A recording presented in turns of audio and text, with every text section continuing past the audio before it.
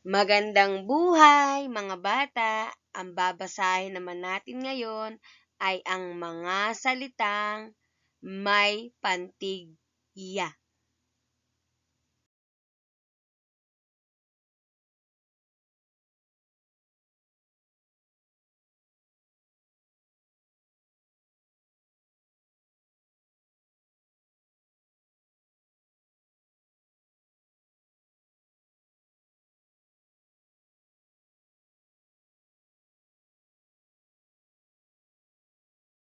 O basahin muna natin ito. A, e,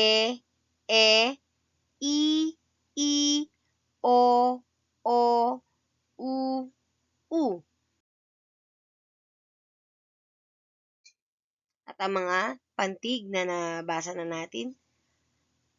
Sabay-sabay tayo. Ba, ba. Ka, ka. Ma, ma. Sa, sa. Ha, ha. La, la. Pa, pa. Ra, ra. O ito. Ta, ta. Wa, wa. At ang ating bagong pantig, ya, ya. Paano natin nabuo ang pantig ya? Sa pamamagitan ng tunog ng letter Y na y, at tunog ng letter A na a. Kapag pinagsama natin ang tunog ng dalawang titik, ang mabubuo natin ay ya.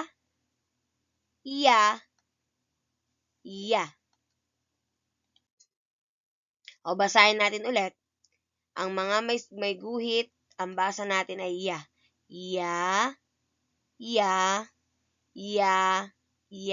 Ya. Ulit. Ya. O basahin na natin yung mga salitang may pantig ya. Ya. Ulit. Ya. Maya. Ulit. Maya. Saya.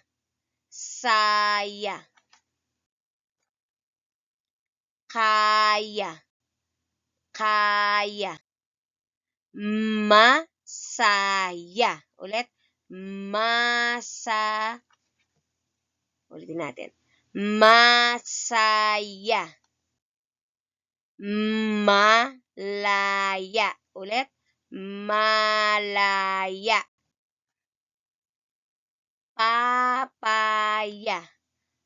Papaya. O, ulitin natin. Basahin natin yung mga may guhit muna. Ang basa ay ya sa mga nakaguhit. Ya.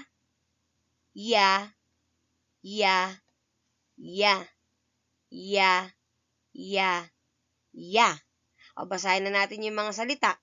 Yaya. Maya. Kaya. Saya.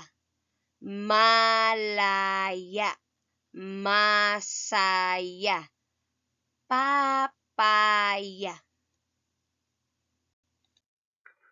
Magaling mga bata!